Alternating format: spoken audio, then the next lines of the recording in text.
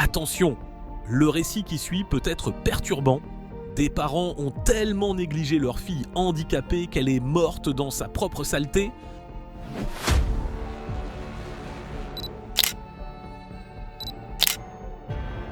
Il est 00h19, samedi 10 octobre 2020.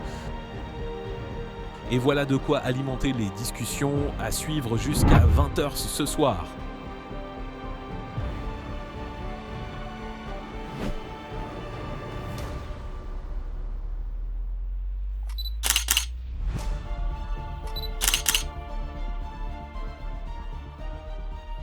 Une adolescente qui rêvait autrefois de concourir en basket-ball en fauteuil roulant aux Jeux paralympiques est finalement décédée dans son propre domicile, le lieu même qui aurait dû être le plus sûr.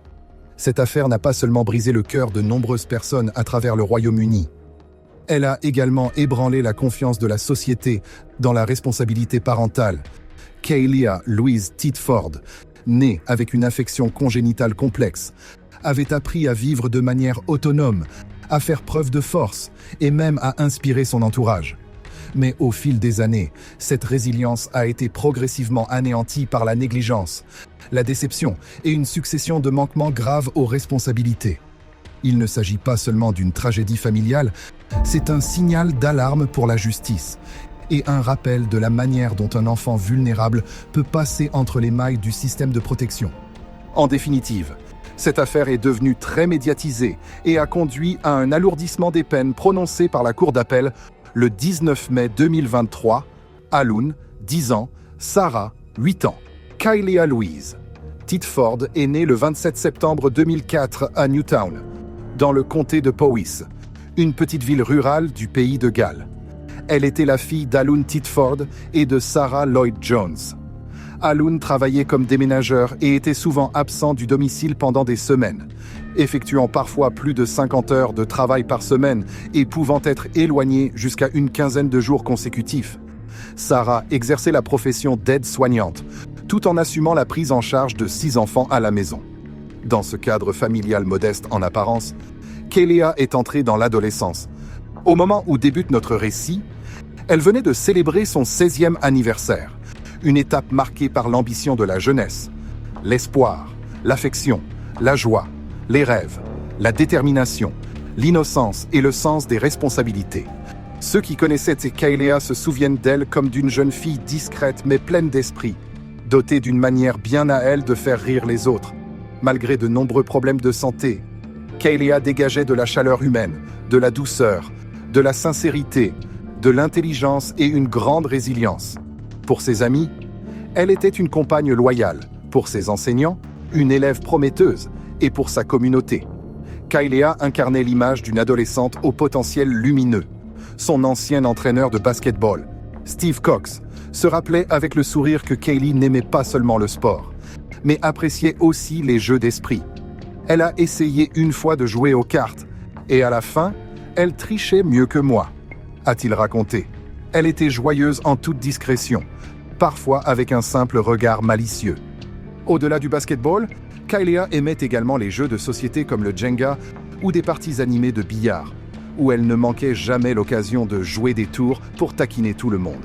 Kaylia est née avec un spina bifida, une malformation congénitale qui se développe au cours des premières semaines de la grossesse lorsque la colonne vertébrale ne se referme pas complètement. Cette pathologie peut entraîner des lésions nerveuses, des troubles de la mobilité ainsi qu'une perte du contrôle de la vessie et des intestins, avec des conséquences durables sur la santé. On distingue 3 formes de spina bifida: le spina bifida occulta, le méningocèle et le myéloméningocèle. C'est cette dernière forme, le myéloméningocèle, que Kaylia a connue toute sa vie. Une affection dans laquelle la moelle épinière et ses tissus protecteurs font saillie vers l'extérieur, entraînant souvent une paralysie, des douleurs, des complications complexes et des défis permanents. Une partie de la moelle épinière, accompagnée de ses membranes protectrices et de ses nerfs, peut faire saillie à travers une ouverture de la colonne vertébrale, formant un sac rempli de liquide sur le dos du nourrisson. Cette malformation apparaît le plus souvent dans le bas du dos. Les enfants nés avec un myéloméningocèle présentent généralement une faiblesse ou une paralysie des membres inférieurs, ainsi que des difficultés à contrôler la vessie et les intestins.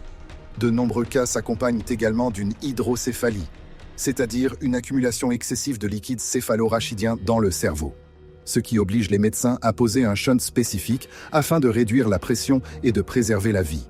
Le myéloméningocèle et l'hydrocéphalie surviennent fréquemment de manière concomitante, lorsque la moelle épinière est exposée. La circulation normale du liquide céphalorachidien est perturbée, entraînant son accumulation dans le cerveau et la création d'une pression dangereuse. Au-delà de cela, cette affection peut provoquer de nombreuses autres complications, allant des difficultés d'apprentissage et des troubles orthopédiques jusqu'au risque d'allergie au latex. Dès sa naissance, Kaylea a dû subir des interventions chirurgicales majeures afin de refermer l'ouverture de sa colonne vertébrale. Les médecins ont également dû poser un shunt pour prendre en charge son hydrocéphalie. Mais la chirurgie n'a été qu'un début. Tout au long de son enfance, elle a eu besoin de séances de kinésithérapie pour prévenir l'aggravation des raideurs au niveau des jambes, d'un suivi urologique et neurologique pour garantir la sécurité de sa vie quotidienne, ainsi que d'un accompagnement scolaire afin de lui permettre de suivre le rythme de ses camarades. L'ensemble de ces soins nécessitait un plan de prise en charge continu et attentif, impliquant à la fois le système médical et sa famille. Dans le cas de Kaylea, les troubles de la mobilité faisaient qu'elle dépendait d'un fauteuil roulant depuis son enfance. La malformation de la colonne vertébrale affectait également les nerfs, contrôlant la vessie et les intestins, ce qui l'obligeait à recourir quotidiennement à une sonde urinaire. Cela impliquait aussi qu'elle avait besoin d'un accompagnement constant pour les aspects les plus intimes de sa vie. La personne qui assumait cette responsabilité était sa mère, Sarah, considérée comme son aidante à temps plein. Pourtant, Kylie n'a jamais laissé son handicap définir son existence. Elle fréquentait régulièrement le lycée de Newtown comme n'importe quelle adolescente et a rapidement été reconnue par ses enseignants comme une élève intelligente, dotée d'une personnalité singulière. Bien qu'elle ait toujours eu un accompagnant à ses côtés pour l'aider dans les tâches essentielles, Kaylea tenait à accomplir par elle-même tout ce qui était possible. Selon Belinda Jones, qui travaillait étroitement avec elle à l'école, Kaylea ne laissait même personne d'autre toucher à son fauteuil roulant. Pour elle, il ne s'agissait pas seulement d'un moyen de se déplacer, mais d'un symbole d'indépendance. L'assistante pédagogique Malin Ottaway partageait le même avis que Belinda. Selon elle, Kaylea était à la fois indépendante et obstinée. Elle demandait rarement de l'aide, même lorsque cela aurait pu lui faciliter les choses. Bien qu'elle ait parfois été la cible de harcèlement scolaire, Kaylea se rendait chaque jour en classe avec enthousiasme, trouvant du plaisir dans l'apprentissage et les amitiés qu'elle y nouait. Sur le terrain de basket-ball, l'adolescente révélait un potentiel remarquable, ses yeux s'illuminaient chaque fois qu'elle tenait le ballon, tandis que ses mains faisaient tourner avec agilité les roues de son fauteuil pour suivre le jeu. Kaylea avait un jour confié qu'elle rêvait de porter, un jour, le maillot d'une équipe paralympique de basket-ball en fauteuil roulant.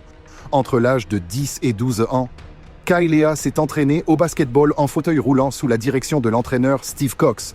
Il a toujours cru qu'elle pouvait devenir une future étoile, tant son agilité et sa compréhension naturelle du jeu étaient, selon ses mots, comme un poisson dans l'eau. À ses yeux, Kaylea était une jeune fille chaleureuse et accessible qui apportait constamment de la joie à son entourage. Il se souvenait notamment d'un moment où elle riait en lui apprenant à utiliser un téléphone portable, avant de le qualifier malicieusement de préhistorique, en raison de sa maladresse avec la technologie. Ce sens de l'humour faisait de Kaylea non seulement une sportive prometteuse, mais aussi une adolescente capable d'apporter le rire autour d'elle. Après avoir quitté le basket-ball, Kaylea et l'entraîneur Cox se sont retrouvés 2 ans plus tard dans un club de jeunes local. Cette fois-là, il a été surpris de constater qu'elle n'était plus la jeune fille vive qu'il avait connue sur le terrain. Kaylee paraissait plus silencieuse et plus renfermée, très différente de l'adolescente qui aimait autrefois le déstabiliser par ses réparties pleines d'esprit. Malgré cela, dans la mémoire de Cox, le sourire malicieux de Kaylea et sa force de caractère sont toujours restés profondément ancrés. Il a déclaré que ce qu'il retenait avant tout, c'était sa détermination et la force intérieure rare qu'elle portait en elle en tant qu'adolescente. Selon l'accompagnatrice Belinda Jones, à mesure que Kaylea grandissait, son rapport au sport n'était plus aussi enthousiaste qu'auparavant. Belinda estimait que la raison en était le fait que son poids dépassait de plus en plus les dimensions de son fauteuil roulant, rendant les déplacements plus difficiles. Kailea devait fournir un effort important avec les bras pour faire avancer les roues, tandis que ses jambes restaient raides et de moins en moins souples. Ces changements rendaient non seulement la pratique d'activités physiques plus compliquée, mais ils indiquaient également que la vie à domicile n'était plus favorable à Kailea. Et, malheureusement, cette évolution allait dans le mauvais sens. À partir de 2017, Kailea n'a plus été emmenée en kinésithérapie. Pour une personne atteinte d'une affection congénitale comme la sienne, il s'agissait d'une perte particulièrement grave, car les séances de rééducation permettaient non seulement de préserver la mobilité, mais aussi de soutenir son autonomie et d'améliorer sa qualité de vie. À peu près à la même période, ses rendez-vous avec une nutritionniste ont également été interrompus, simplement parce que sa mère, Sarah, n'a pas pris la peine d'en programmer de nouveau. Cette situation était d'autant plus préoccupante que l'alimentation des personnes atteintes de spina bifida nécessite souvent des ajustements précis afin de soutenir le fonctionnement intestinal et vésical, la santé osseuse et, surtout, la gestion du poids. Étant donné que Kailea dépendait d'un fauteuil roulant et rencontrait des troubles digestifs, la privation de ses services médicaux spécialisés a rendu son état de santé de plus en plus vulnérable. Peu de temps après l'arrêt de ses séances de rééducation et de ses consultations en nutrition, l'état de santé de Kailea a commencé à se détériorer rapidement. L'adolescente qui rêvait autrefois de concourir aux Jeux paralympiques a alors été confrontée à une prise de poids spectaculaire. À 16 ans, mesurant 4 feet 10 inches et pesant environ 321 pounds, son indice de masse corporelle approchait les 70. Ce chiffre ne se résumait pas à un simple surpoids. Pour une personne atteinte d'une malformation de la colonne vertébrale comme la sienne, il représentait un fardeau considérablement aggravé. Depuis longtemps, les études médicales montrent que l'obésité accentue les difficultés auxquelles sont confrontées les personnes atteintes de spina bifida, en limitant leur capacité à gérer leur propre santé et en faisant peser une charge supplémentaire majeure sur les familles et les aidants. Dans le cas de Kailea, cette situation s'est transformée en un cycle douloureux. Pour elle, l'obésité n'était pas seulement un chiffre sur une balance. Il s'agissait d'un danger grave, contre lequel les médecins avaient mis en garde depuis des années, car elle rendait les difficultés existantes liées à sa malformation vertébrale beaucoup plus sévères. Des recherches médicales récentes confirment également que l'obésité chez les personnes atteintes de spina bifida ne se contente pas de restreindre la mobilité. Elle augmente aussi le risque de lésions cutanées, exerce une pression supplémentaire sur les os et les articulations, et rend la gestion de la vie quotidienne extrêmement complexe. Pour une jeune fille dépendante d'un fauteuil roulant comme Kailea, une prise de poids incontrôlée est ainsi devenue un poids écrasant, rendant de plus en plus difficile le maintien de l'autonomie dont elle était autrefois si fière. Dans le cas de Kailea, l'obésité a gravement limité sa mobilité ainsi que sa capacité à gérer les actes de la vie quotidienne. Elle a créé un cercle vicieux. Moins elle pouvait bouger, plus il lui devenait difficile de brûler de l'énergie, ce qui entraînait une prise de poids continue. Cette situation l'empêchait non seulement de suivre ses camarades dans les activités sociales, mais la privait aussi des plaisirs simples de l'adolescence. L'excès de poids exerçait également une pression supplémentaire sur une peau déjà fragile, augmentant le risque de plaies, en particulier dans les zones en contact constant avec son fauteuil roulant et exposées à l'humidité.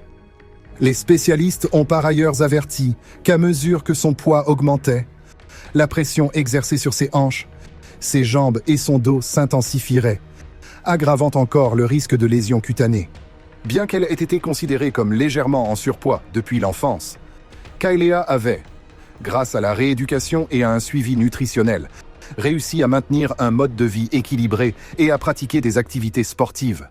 Mais tout a changé lorsque ses services médicaux essentiels ont été interrompus. Au lieu de suivre le régime alimentaire recommandé, elle s'est retrouvée à consommer fréquemment de la restauration rapide et des sucreries, en totale contradiction avec les conseils des spécialistes. En réalité, de nombreux éléments montrent qu'au lieu de préparer des repas équilibrés à domicile, la famille Titford commandait fréquemment des plats chinois à emporter, en moyenne 4 à 5 fois par semaine. Certains pourraient me soutenir qu'il s'agissait du droit des parents de choisir l'alimentation de leur enfant, ou qu'ils ne comprenaient pas pleinement ce que devait être un régime alimentaire adapté. Toutefois, la réalité est plus sévère. Depuis la naissance de Kailea, la famille avait accès aux services sociaux, à des médecins et à des nutritionnistes, tous ayant insisté sur l'importance d'une alimentation appropriée. Or, à mesure qu'elle entrait dans l'adolescence, ces recommandations ont été progressivement ignorées, créant une lacune dangereuse dans la prise en charge d'une santé déjà fragile. Les services sociaux ont toujours classé Kailea comme une enfant nécessitant un soutien particulier. Ses parents connaissaient parfaitement la gravité de sa malformation de la colonne vertébrale. S'avère que leur fille avait besoin d'un régime alimentaire strictement encadré et avait été clairement informée de ses exigences dès le départ. Il ne s'agissait ni d'un retrait des services, ni d'un manque de moyens financiers, puisque le programme de prise en charge était financé par l'État et pleinement accessible à la famille. Pourtant, par une indifférence difficile à comprendre. Les parents de Kailea ont choisi d'ignorer des recommandations essentielles, laissant passer ce qui constituait la seule possibilité de protéger la santé et l'avenir de leur fille. Les dossiers médicaux de Kailea indiquent que les médecins ont, à de nombreuses reprises, constaté que le plan de soins n'était pas respecté, qu'il s'agisse du suivi nutritionnel ou de la rééducation physique. Cela signifiait que la personne chargée de sa prise en charge ne remplissait pas les responsabilités nécessaires à la protection de sa santé. Pour une adolescente entièrement dépendante de ses parents pour l'ensemble de ses besoins médicaux, ces éléments constituaient un signal clair de négligence prolongée. Toutefois, établir la preuve d'une négligence médicale n'a jamais été chose simple, car la frontière entre la complexité d'une pathologie et les conséquences de l'indifférence d'un aidant est souvent extrêmement ténue. Ce n'est qu'au moment où la tragédie est survenue que la réalité est devenue incontestable. Les définitions juridiques varient selon les juridictions, et il ne s'agit pas d'une question facile à analyser. Néanmoins, dans le cas de Kailea, l'enjeu central est resté de démontrer que les manquements dans sa prise en charge avaient directement causé une atteinte grave à sa santé. Lorsqu'un patient n'est pas pourvu des soins médicaux essentiels, plusieurs interrogations se posent. Qu'est-ce qui constitue des soins appropriés? À partir de quand parle-t-on de négligence? Et à quel moment le préjudice dépasse-t-il ce qui peut être imputé à une affection congénitale? C'est précisément cette zone d'incertitude qui rend l'attribution des responsabilités particulièrement complexe dans des affaires comme celle de Kailea. Le docteur John Sterling, dans le Journal of Child and Adolescent Trauma, a publié un article intitulé « Understanding Medical Neglect When Needed Care is Delayed or Refused ». Il y écrivait « Bien que la négligence soit la forme la plus courante de maltraitance infantile, elle est aussi l'une des plus difficiles à diagnostiquer, et les interventions sont tout aussi complexes. En réalité, démontrer une négligence médicale est déjà extrêmement complexe, même lorsque des équipes professionnelles assurent un suivi direct. Or, dans le cas de Kailea, elle avait été totalement coupée de ce système de soutien, sans médecin, sans thérapeute, ni nutritionniste à ses côtés. Elle a dû vivre dans un vide dangereux, où une négligence prolongée est passée inaperçue et n'a pas été empêchée. Tragiquement, Kailea se trouvait au bord d'un isolement presque total, perdant même les rares personnes qui auraient mal y pu la soutenir. En 2020, lorsque les confinements liés à la pandémie ont été mis en place, son accès au lycée de Newtown a également pris fin. Plus de cours en présentiel, plus d'interactions quotidiennes avec ses amis ou ses enseignants. Kailea s'est retrouvée presque entièrement coupée du monde extérieur. Pour une adolescente déjà fortement dépendante d'un accompagnement médical, la perte de ses liens sociaux et éducatifs signifiait faire face à une existence marquée par l'enfermement. Après la pandémie, de nombreux rapports ont fait état d'une augmentation significative des cas de maltraitance infantile, en partie parce que leur détection et les interventions étaient devenues plus difficiles. Les obligations de rester à domicile et les confinements ont contraint les enfants à vivre dans l'isolement au sein de leur famille, parfois avec des personnes qui ne placeront pas réellement leur bien-être au premier plan. L'enseignement à distance a également empêché les enseignants et les professionnels soumis à l'obligation de signalement d'observer directement les enfants ou de repérer les signes d'alerte. Même les travailleurs sociaux, censés effectuer des visites régulières, ont vu leurs actions limitées en raison des risques sanitaires. C'est précisément ce contexte qui a été observé dans l'affaire tragique du jeune Finlay Bowden à Derby. Et dans ce même cadre, Kailea, une adolescente ayant déjà perdu un accès essentiel aux soins médicaux, s'est retrouvée encore plus isolée. sans personne pour surveiller sa situation ni pour intervenir en son nom. Au-delà des obstacles liés au confinement, d'autres facteurs ont aggravé la situation, le stress économique, la consommation de substances et les difficultés de santé mentale au sein de nombreuses familles. Il est notable que ces problèmes sont parfois apparus même dans des foyers qui ne présentaient auparavant aucun signe d'instabilité. L'ensemble de ces éléments a contribué à ce que certains ont qualifié de pandémie cachée, dans laquelle les cas de maltraitance envers les enfants ont augmenté sans être détectés ni pris en charge à temps. Dans ce paysage sombre, Kailea, une jeune fille entièrement dépendante de ses parents pour ses soins, est devenue victime de cette tempête parfaite engendrée par la pandémie. De mars à octobre 2020, Kailea a été pratiquement confinée à son lit, entièrement dépendante de ses parents pour la moindre aide, au lieu de recevoir ne serait-ce que des soins élémentaires. L'adolescente a été laissée dans un état de négligence, isolée dans une chambre exiguë, contrainte d'uriner et de déféquer à l'endroit même où elle se trouvait, et privée de toute toilette pendant des mois. Cette situation ne lui a pas seulement causé des souffrances physiques, elle lui a également ôté la dignité d'une jeune fille de 16 ans qui aspirait autrefois à vivre comme les autres adolescents. Sarah, sa mère et principale aidante, avait totalement abandonné ses responsabilités. Durant ces 9 mois, Kaylee n'a vu aucun professionnel de santé. Aucun médecin, aucune infirmière, aucun travailleur social ne s'est rendu auprès d'elle. En mars, puis de nouveau en septembre 2020, le lycée de Newtown a été entièrement fermé en raison des mesures de confinement. À la rentrée d'automne, lorsque Kailea n'est pas retournée en classe, l'administration scolaire a commencé à s'inquiéter. Son absence prolongée ne ressemblait à aucune autre auparavant. Mais au lieu de solliciter de l'aide, Sarah a fourni à plusieurs reprises des excuses, affirmant notamment que Kailea était tombée de son fauteuil roulant et s'était blessée. Tout a basculé dans la nuit du 9 octobre 2020. Ce soir-là, Kailea aurait supplié à plusieurs reprises ses parents de lui venir en aide, la voix chargée de détresse. Pourtant, au lieu de recevoir des soins, elle n'a obtenu qu'un bref message envoyé à 22h30 « Arrête de crier ». Son père a supposé que ces appels étaient simplement dus à une toux provoquée par un rhume banal. Il s'agissait du dernier échange entre Kailea et ses parents. À 8h le lendemain matin, Sarah est entrée dans la chambre et a découvert sa fille inerte.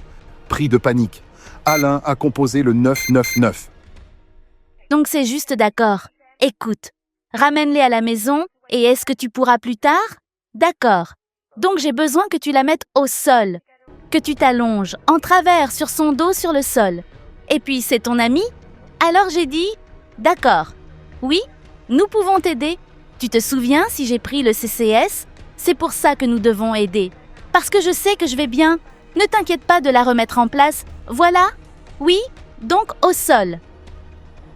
Lorsque les secours sont arrivés, à peine 10 minutes après l'appel, ils ont découvert Kailea assise droite sur un lit, présentant des signes évidents d'un grave manque de soins. Sa tête était penchée vers l'avant, avec des indications montrant qu'elle n'était plus réactive. Ses cheveux étaient emmêlés et sa peau portait de multiples marques inhabituelles, témoignant d'une dégradation avancée de son état de santé. Au lieu de bénéficier ne serait-ce que d'une hygiène minimale, elle se trouvait entourée de protections souillées, humides et détériorées. Il était bouleversant d'imaginer que cette jeune fille de 16 ans, autrefois forte, indépendante et animée par le rêve de porter un jour l'uniforme paralympique, soit décédée dans des conditions aussi pénibles. Kailea est morte dans une pièce que la police a décrite comme extrêmement encombrée et délabrée, sans rien de commun avec la chambre d'une adolescente. L'espace était étouffant, envahi de gobelets McDonald's vides, de bouteilles de soda éparpillées et même d'un gâteau d'anniversaire intact. Parmi les amas d'objets et de déchets domestiques se trouvaient des éléments totalement incongrus. Un nettoyeur haute pression, un réfrigérateur hors d'usage et une friteuse à air couverte de graisse accumulée depuis longtemps. Le sol de sa salle de bain personnelle se trouvait dans un état d'insalubrité extrême, tandis qu'autour du lit gisaient des biberons et des briques de jus utilisées de manière inappropriée. L'ensemble révélait un environnement de vie dans un état de dégradation si alarmant qu'il était inimaginable pour une adolescente. Selon l'agent de police Liam Donovan, présent directement sur les lieux, L'odeur atteignait un niveau de gravité qu'il n'avait jamais rencontré au cours de sa carrière. De plus, l'environnement immédiat présentait de nombreux signes d'activité d'insectes. Le lève-personne suspendu au-dessus du lit de Kaylea était recouvert d'une épaisse couche de poussière accumulée depuis longtemps, mêlée à des traces d'insectes, tandis qu'au plafond se trouvaient encore 2 bandes de papier attrape-mouches sur lesquelles un grand nombre d'insectes étaient collés. Lorsque les enquêteurs ont finalement déplacé le corps, certains indices biologiques liés à l'activité d'insectes avaient commencé à apparaître sous la zone où elle se trouvait, les amenant à penser que Kaylea, une adolescente de 16 ans autrefois animée d'une grande détermination, avait probablement subi des nuisances d'insectes persistantes au cours de ces derniers jours. Quant au lit, l'état de dégradation extrême de cet espace rendait la situation encore plus poignante. Et lorsqu'il s'est agi du lit, la réalité s'est révélée bouleversante pour tous ceux qui en ont pris connaissance. Kaylea avait été contrainte de dormir sur un mince matelas en plastique bleu, recouvert d'un drap extrêmement détérioré qui ne ressemblait presque plus à sa couleur d'origine. Ses parents ne sont jamais entrés avec la police dans la pièce, pourtant documentés comme étant dans un état de dégradation extrême. C'est l'un de ses frères et sœurs qui a dû conduire les autorités jusqu'à l'endroit où le corps inerte de Kaylea a été découvert. Sarah est restée à l'étage, tandis qu'Alan était assis en bas de l'escalier, fumant silencieusement une cigarette, comme s'il s'accrochait au dernier fragment de calme qu'il lui restait. Lors de l'examen, les médecins légistes ont déterminé les causes du décès de Kaylea. Le rapport a conclu qu'elle était décédée, selon une formulation prudente, de graves inflammations et infections touchant de vastes zones de la peau atteintes, liées à l'obésité et à ses complications associées, combinées à une immobilité prolongée chez une adolescente vivant avec un spina bifida et une hydrocéphalie. Il s'agissait d'une conclusion accablante, révélant que le corps de Kaylea avait subi un déclin physique prolongé et des atteintes graves à sa santé. En définitive, Alain, âgé de 45 ans, et Sarah, 39 ans, ont été arrêtés et inculpés pour avoir causé de graves conséquences par négligence en lien avec le décès de Kaylea. Après une longue enquête, le 12 décembre 2022, soit un mois seulement avant l'ouverture prévue du procès, Sarah a plaidé coupable de manière inattendue, reconnaissant sa responsabilité dans les faits. Alain, en revanche, a continué à clamer son innocence, déclarant qu'il ne se sentait pas à l'aise pour s'occuper de sa fille handicapée une fois qu'elle avait atteint la puberté, et qu'il avait donc laissé l'entière prise en charge à son épouse. Bien que Kaylea ait été confinée à son lit pendant près de 8 mois, Alan a affirmé n'avoir rien remarqué d'inhabituel chez sa fille. Il a déclaré que la dernière fois qu'il l'avait vue remontait à son 16e anniversaire, moins de 2 semaines avant la tragédie. Alan a indiqué qu'il l'avait alors prise dans ses bras et embrassée, mais que s'il avait simplement soulevé la couverture, il aurait constaté une réalité incontestable. Les ongles de pied de Kaylea n'avaient pas été coupés depuis au moins 6 à 10 mois. Un détail révélateur d'une négligence prolongée. Il aurait également remarqué que ses jambes et ses pieds présentaient de vastes zones de peau gravement atteintes, résultant de longues périodes d'immobilité sans soins ni hygiène appropriée. En effet, un spécialiste du pied, après avoir examiné attentivement les images de l'expertise médicale concernant Kaylea, a témoigné qu'il s'agissait des atteintes cutanées les plus sévères qu'il ait observées en 30 ans de pratique professionnelle. L'avocat d'Alun, David Elias, a demandé au juré de ne pas se laisser influencer par les images particulièrement éprouvantes présentées à l'audience, soutenant que ce qui s'est produit à la fin de l'affaire ne constitue pas nécessairement la mesure de la culpabilité ou de l'innocence. Il a insisté, c'est difficile à accepter. C'est lourd, il n'y a aucun débat là-dessus. Mais vous devez examiner avec attention tout ce qui a conduit l'affaire à ce point. M. Elias a ensuite reporté la responsabilité sur les services sociaux ainsi que sur la mère de Kaylea. Sarah, ajoutant, il s'agit d'un accusé qui a travaillé pendant de nombreuses années. Quelqu'un que nous estimons pleinement fondé à penser que, compte tenu de tout ce que Sarah avait fait auparavant, il croyait sincèrement, jusqu'au jour où Kaylea a été découverte, que Sarah Lloyd-Jones agissait correctement, fournissait les soins appropriés et qu'il ignorait totalement qu'elle ne le faisait pas. Lors de son interrogatoire, Alain a ouvertement attribué son incapacité à s'occuper de sa fille à sa propre paresse et à son épuisement. Il a reconnu n'avoir jamais été un bon père, expliquant qu'après de longues journées de travail comme déménageur, il se sentait souvent lent et exténué. Il a déclaré qu'à l'issue de ces journées éprouvantes, il rentrait chez lui, fermait la porte de sa chambre et se contentait de s'allonger pour regarder la télévision pendant des heures. L'ensemble des besoins de Kailea, ainsi que les responsabilités essentielles du foyer, reposaient alors entièrement sur Sarah, qui travaillait elle-même dans le secteur de l'aide à la personne à l'extérieur du domicile. Alun n'ouvrait même pas les courriers adressés à la maison. Ignorant des notifications importantes, en définitive, personne ne s'occupait réellement de Kailea. Et aucun des deux parents n'a cherché, en temps utile, un soutien professionnel ou une aide extérieure pour leur fille handicapée. Ils l'ont laissée à l'écart, dissimulée dans un espace de vie gravement dégradé, ce qui a conduit à son décès dans des circonstances où elle a été privée des soins et de la dignité auxquels elle avait droit. L'affaire Kailea revêt un caractère historique dans le système judiciaire du Royaume-Uni, puisqu'il s'agit de la première fois qu'une accusation d'homicide involontaire a été retenue en lien direct avec l'obésité infantile. Habituellement, les situations dans lesquelles des parents ne parviennent pas à gérer correctement le poids de leur enfant sont traitées par les juridictions familiales.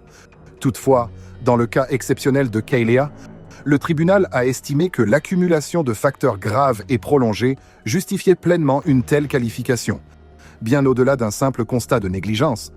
Parmi les manquements majeurs relevés par la Cour figurait notamment le fait de ne pas avoir empêché une immobilité prolongée portant atteinte à sa santé et à son bien-être, l'absence de mise à disposition d'un environnement de vie sûr, propre et acceptable, le défaut de maintien d'une hygiène corporelle même élémentaire, l'incapacité à répondre à ses besoins physiques réguliers et, enfin, l'omission de solliciter l'assistance médicale professionnelle pourtant clairement nécessaire, alors même que les parents en avaient pleinement la possibilité, sur la base des conclusions détaillées de l'examen médical de l'état de Kailea, ainsi que de la dégradation extrême de sa chambre, qualifiée en définitive d'environnement de vie inadapté.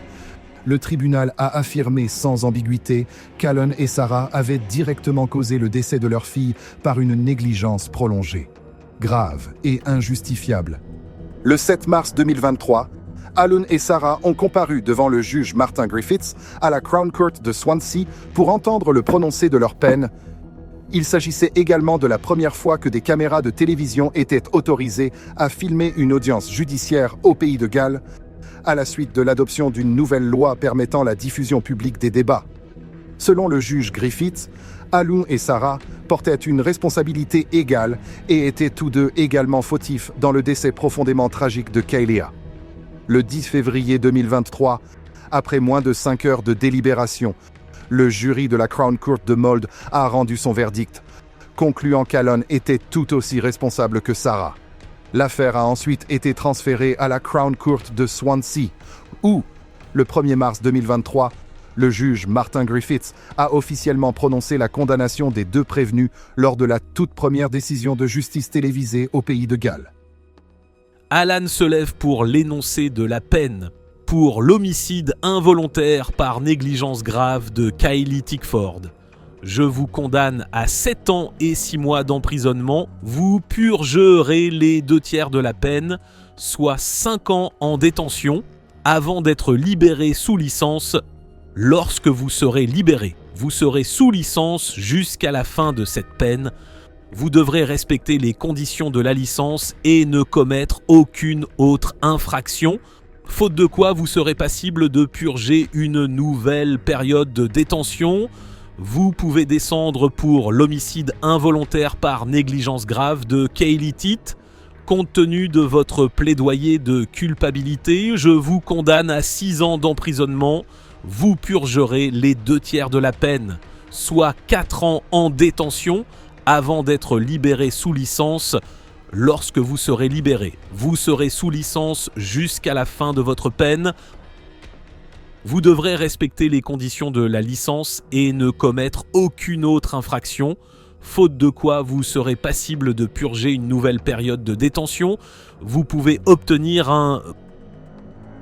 Le juge Griffiths a prononcé les peines suivantes. Alun Tickford, âgé de 45 ans, a été condamné à 7 ans et demi de prison pour homicide involontaire résultant d'une négligence grave. Il a souligné qu'Alun s'était délibérément détourné de ses responsabilités parentales, choisissant la paresse et l'indifférence plutôt que de prendre les mesures nécessaires pour sauver sa fille.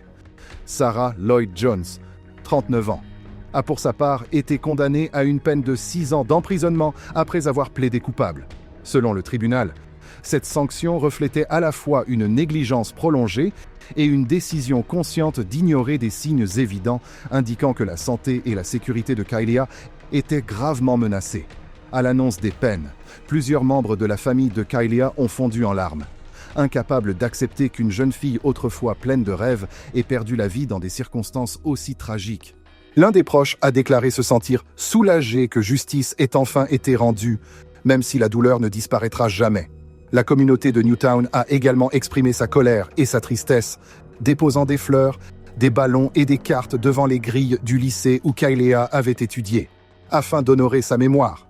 La presse a qualifié cette affaire de « l'un des cas de négligence infantile les plus graves de l'histoire britannique moderne », soulignant que la situation de Kaylia constituait un avertissement sur les défaillances de la surveillance et des responsabilités familiales. Toutefois, la décision du tribunal n'a pas fait l'unanimité. Certains membres du public, ainsi que des défenseurs de la protection de l'enfance, ont estimé que les peines infligées à Alain et Sarah étaient trop clémentes au regard de ce que Kaylia avait enduré. Face à cette vive réaction, le procureur général a décidé de saisir la cour d'appel dans le cadre du dispositif dit des peines manifestement insuffisantes, indulis lenient sentence, afin qu'un réexamen soit effectué, dans le but de garantir que la justice soit pleinement rendue et qu'un message de dissuasion plus fort soit adressé. Si vous vous souvenez de l'affaire de la petite Sarah Chariev que nous avons évoquée précédemment, le dossier de son père avait lui aussi été renvoyé devant la même autorité, et sa peine avait finalement été alourdie. L'histoire s'est répétée dans le cas d'Alun et de Sarah. À l'issue de l'audience de la cour d'appel du 19 mai 2023, les deux parents de Kaylia ont connu le même sort. Leurs peines ont été réexaminées selon une approche plus sévère, reflétant la négligence prolongée et tout ce que la jeune fille avait enduré. Bill Emlyn Jones, KC, King's Counsel, représentant le bureau du procureur général, a déclaré devant la Cour, en raison d'une longue période d'absence de soins, de la souffrance prolongée endurée par la victime, de la vulnérabilité absolue d'une adolescente entièrement dépendante de ses parents, ainsi que des conditions de vie dégradées et inadaptées qu'elle a été contrainte de subir jusqu'à son décès. Cette affaire relève clairement de la catégorie des infractions d'une gravité exceptionnelle. Je crois que les deux parties partagent ce point de vue. Le 1er mars 2023, à la Crown Court de Swansea, le juge Martin Griffiths avait condamné Alun Titford à 7 ans et 6 mois de prison et Sarah Lloyd-Jones à 6 ans. Lors de la toute première audience de prononcé de peine jamais retransmise à la télévision au pays de Galles, mais le 19 mai 2023, après le réexamen du dossier par la Cour d'appel dans le cadre du dispositif des indulis lenient sentence, les peines ont été alourdies. Alan a été condamné à 10 ans de prison et Sarah à 8 ans. Le procureur général Michael Tomlinson a qualifié l'affaire d'extrêmement bouleversante et tragique, déclarant « Mes pensées vont aujourd'hui à tous ceux qui aimaient Kaylia. Elle a subi une longue période de privation grave de soins de la part de ses propres parents. Et la décision de la Cour d'augmenter les peines d'Alun Titford et de Sarah Lloyd-Jones envoie un message clair. La négligence envers les enfants et l'irresponsabilité grave ne seront jamais tolérées. » L'histoire de Kaylia Titford est celle d'un documentaire de true crime profondément bouleversant, dans lequel une enfant autrefois animée d'une grande détermination est devenue le cœur d'une grave affaire de négligence infantile qui a choqué le Royaume-Uni. Le décès de Kaylia ne constitue pas seulement une perte tragique. Il a également mis en lumière un cas manifeste de maltraitance d'enfants, ses parents ayant choisi une privation sévère de soins plutôt que l'attention et l'amour, tandis que le système de protection de l'enfance a, une fois de plus, failli dans sa mission, illustrant un échec des services de protection de l'enfance et une défaillance systémique. Elle rêvait de devenir athlète paralympique. Mais au lieu de recevoir le soutien nécessaire, elle a été isolée dans une chambre délabrée, privée de toute possibilité de vivre l'adolescence qu'elle méritait. La leçon sociale est claire. L'indifférence peut placer un enfant vulnérable en réel danger. Chaque signal d'alerte doit être pris au sérieux et traité sans délai. La responsabilité de protéger les enfants ne repose pas uniquement sur les familles, mais aussi sur la communauté, les établissements scolaires et l'ensemble du système de protection de l'enfance. La justice a été partiellement rendue à travers les peines prononcées contre Alan Titford et Sarah Lloyd-Jones. Mais l'essentiel réside ailleurs. Transformer cette histoire douloureuse en action concrète afin qu'il n'y ait jamais une autre Kailea. Il s'agit d'un rappel profondément humain que la justice pour Kailea est aussi la justice pour tous les enfants vulnérables et que la protection de l'enfance doit toujours demeurer une priorité absolue dans toute société civilisée. Cette vidéo a été réalisée dans un objectif éducatif et de sensibilisation du public à la justice et à la protection de l'enfance, sans aucune intention de recourir au sensationnalisme ou à des éléments choquants. Merci de nous avoir accompagnés tout au long de ce récit poignant. Chaque j'aime, chaque partage et chaque commentaire contribuera à faire entendre la voix de ces jeunes victimes, afin que davantage de personnes puissent les connaître et œuvrer ensemble pour la protection des enfants. N'oubliez pas de vous abonner et d'activer les notifications pour ne manquer aucun épisode de notre documentaire. Face à chaque crime, chaque témoignage est une voix pour la justice pour les enfants, pour leur protection et pour un monde où chaque enfant est en sécurité. Aimez et écoutez.